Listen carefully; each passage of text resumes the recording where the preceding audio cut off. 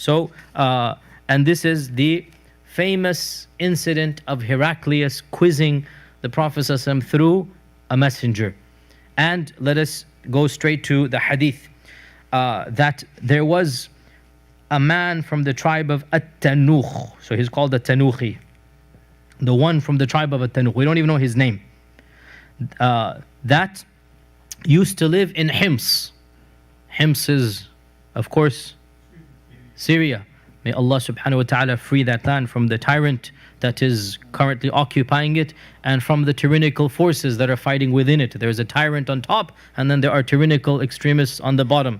May Allah Azza wa Jal free them min bayni farthin wa damin, insha'Allah ta'ala. So, Sa'id ibn Abi Rashid said, I met the Tanukhi, the one whom Heraculus sent to the Prophet sallallahu alaihi wasallam in Hims, and he was a neighbor of mine in the vicinity, neighbor of mine, very old, having reached almost 100 years of age or close to that. So I asked him, can't you tell me, meaning please tell me, of the letter that Heraculus sent to the Prophet sallallahu alaihi wasallam. Tell me the story. So this tabi'i, he's not a sahabi, his name is Sa'id ibn Abi Rashid. So he said, I met this man, and in another version he says, I met him in the church of Hims. So he went to the church to meet this man, this At-Tanukhi. So, and I said, can you tell me directly the story of Heraculus sending you to the Prophet sallallahu alaihi wasallam? So the Tanukhi said, yes, I will tell you. The Prophet sallallahu alaihi wasallam came to Tabuk. So he sent Dihya al-Kalbi to Heraculus. So this is the second letter to Heraculus. He's already sent a letter to him before. And I have talked about that with Abu Sufyan, back and forth with Abu Sufyan. That's the first letter. Then this is a second letter that he sends him, right?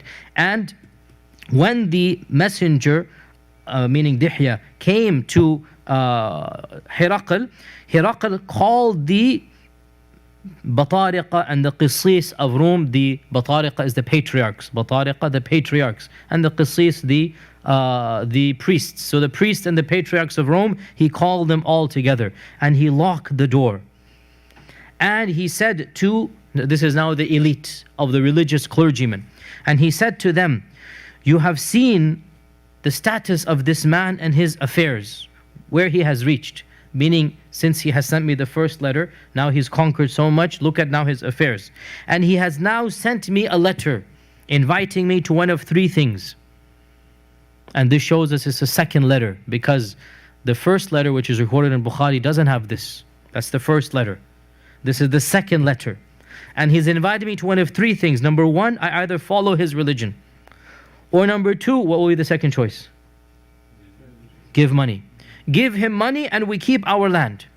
Or number three, we fight him. These are the standard three choices. And Heraculus says, you know from what we have read of our scriptures that he will eventually control what is underneath our feet. So why don't we follow him and his religion now? So Heraculus is offering to convert. Or if you refuse this, then at least let's have peace with him and give him the money. Meaning, let's not go to war because he is a true prophet. So when they heard this, they all bolted and they rushed to the door, attempting to get out and tell the people that Heraculus is willing to give up Christianity. Now remember, Heraculus is supposed to be, it's a religious figurehead as well. I mean, to this day, in the Anglican church, the king or the queen technically is still the head of the church, right? This is how it was. This is now technically, back then, this was like a God-given right.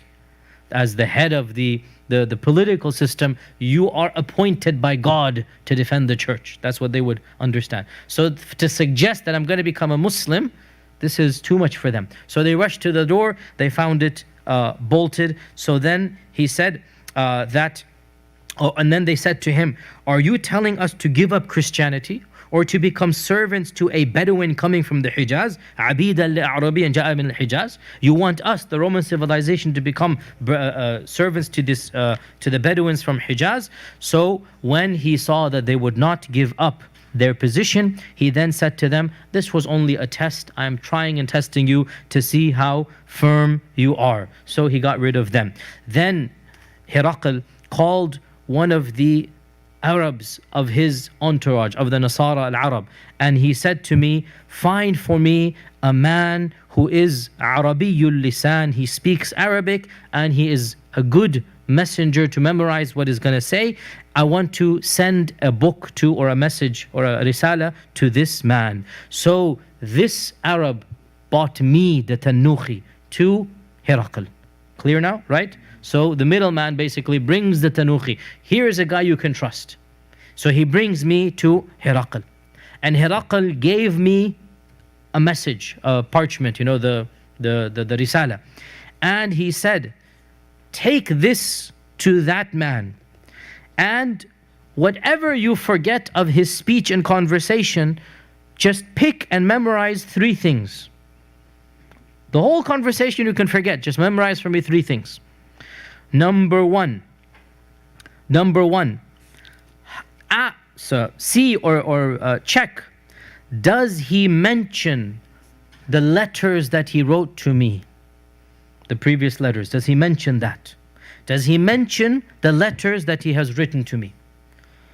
Number 2, when he reads this letter of mine, see if he will mention anything to do with night and darkness.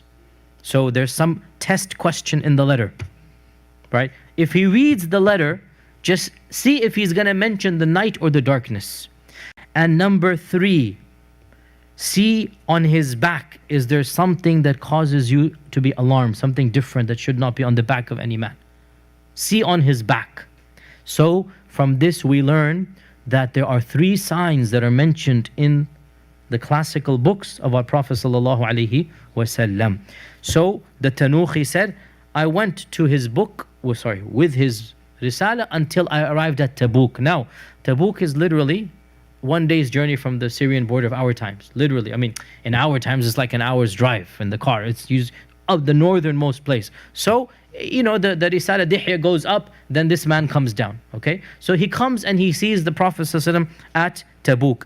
And he was sitting amongst all of his companions and at the well of Tabuk. So that's where they were, they're at the well of Tabuk. So when I saw all of them there, I went up and I said, where is your leader?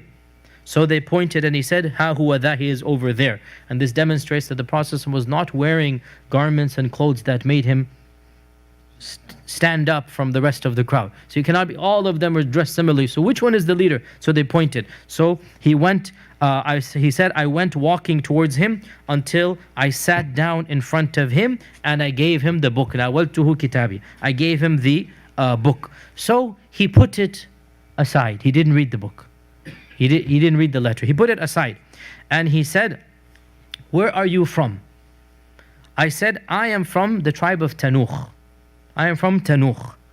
So he said, why don't you embrace Islam, the Hanifiyya, the millah of your father Ibrahim? You're an Arab, your father is Ibrahim. Embrace Islam, and that is the way of your father Ibrahim. So the Tanukhi said, I am an ambassador of a nation right now, and my people have their religion. He's also a Christian, and I will not embrace another religion as an ambassador of mine. And I will go back and think about this matter. And that's therefore some people say he embraced Islam later on, and some people say he remained a Christian. And one version mentions he was in a church, another version doesn't mention that. So there's a bit of ikhtilaf. Did the Tanukhi embrace Islam or not? There's a bit of a controversy over that. But basically he said, I'm an ambassador and I represent the Roman Empire right now, and it's not appropriate for me to convert as an ambassador. Some perverted logic he has, right? So the Prophet ﷺ laughed at this. فَضَحِكَ النَّبِيُّ صَلَّى اللَّهُ عَلَيْهِ وَسَلَّمَ. And he recited Surah Al-Qasas verse 56. You do not guide those whom you love, but rather Allah guides those whom He pleases. Then the Prophet ﷺ said, O you person of Tanukh. He hasn't opened the letter yet. O you person of Tanukh, I wrote a letter to the Kisra of Persia, and he ripped my letter apart, so Allah will rip His kingdom apart. And I wrote my letter to you, to the Najashi, and he ripped it apart. So Allah will rip his kingdom apart. I'll explain this in a while. I know what you're all thinking. And I wrote my letter to your companion, meaning Heraculus. So he kept it safe. And so people will continue to see his strength, Heraclius' strength, as long as there is some good to life. Meaning his kingdom will remain for a long time. Now pause here. We all know the story of Kisra, and he tore it up. As for the story of Najashi, we need to realize that this is not the Najashi that is the first Najashi. The first Najashi died, and our Prophet prayed salah over him. Then the Prophet sent another letter to his son, and his son tore that letter up. And the magnificent kingdom of the Abyssinian Habasha dissolved after that point in time. And we still have to this day their remnants and their civilization and their heritage, but the kingdom dissolved. There was a civil war after the death of our Najashi. And the son basically started the civil war with another faction, and it's as the Prophet ﷺ said, that he tore my letter up, so Allah will tear his kingdom up. And your companion, Heraclius, preserve my letter, so Allah will preserve his kingdom as long as there is good in the people. So the Tanuhi said, this is the first of the three. You understand? He mentions later, the first of the three, and he said, I took out an arrow from my swiver. What do you call the thing again? Quiver. I call it swiver. See, shows you have never had some real hunting experience. You should take me one day hunting. So from my quiver, and I carved out on the parchment, meaning so I don't forget. So they don't have pen and ink. So he's actually taking the arrowhead and he's carving into leather. Whatever he wants to carve, like the first point is done. Okay, so he did this.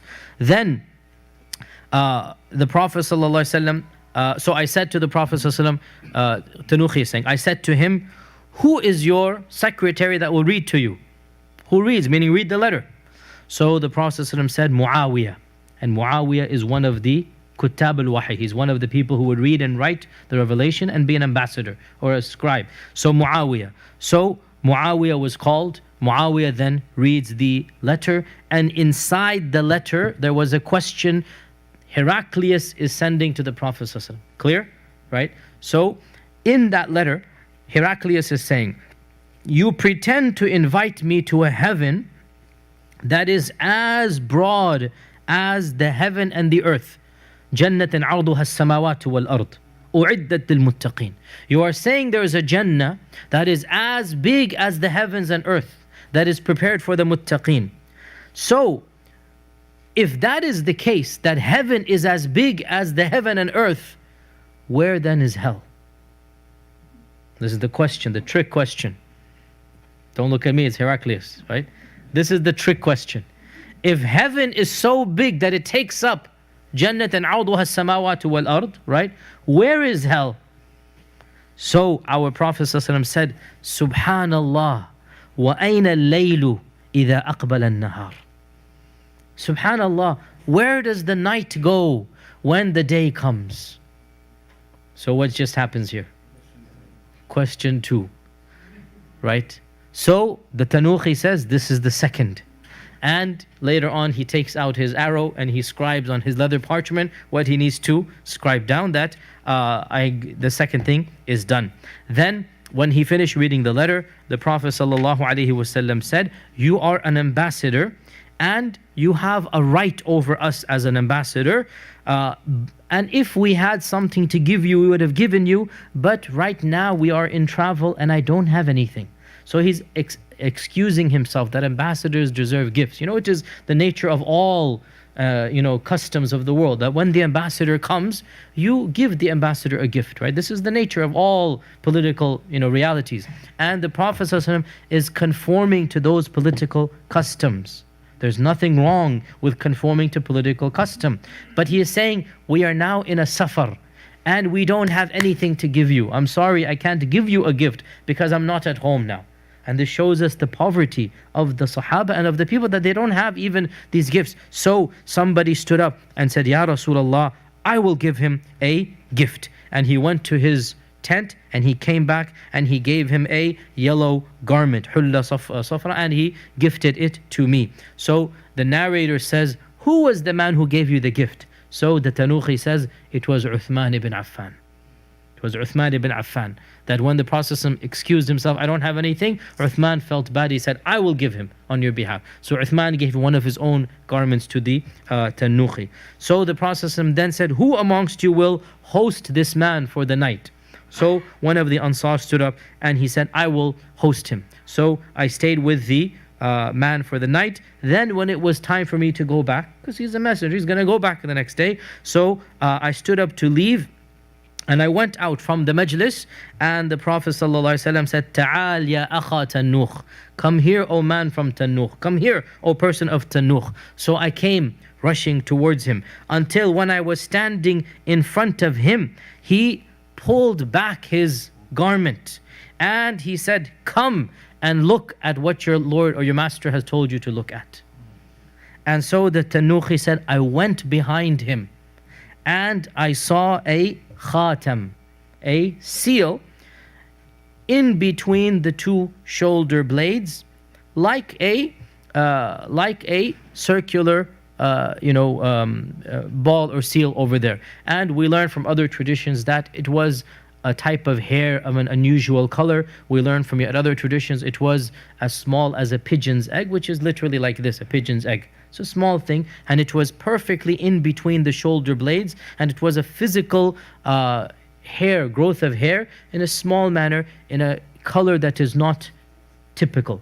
The color, some say green, some say other colors. It's a hair that is an unusual color, a color that is beautiful to look at, and it is in between the katifay or the shoulder blades of the Prophet sallallahu alaihi wasallam. So he said, I went back having all three of the questions answered. And this is a beautiful narration, you must admit. It's one of my favorite stories of the man from Tanukh and what happens to the man of Tanukh. And this also occurs in the battle of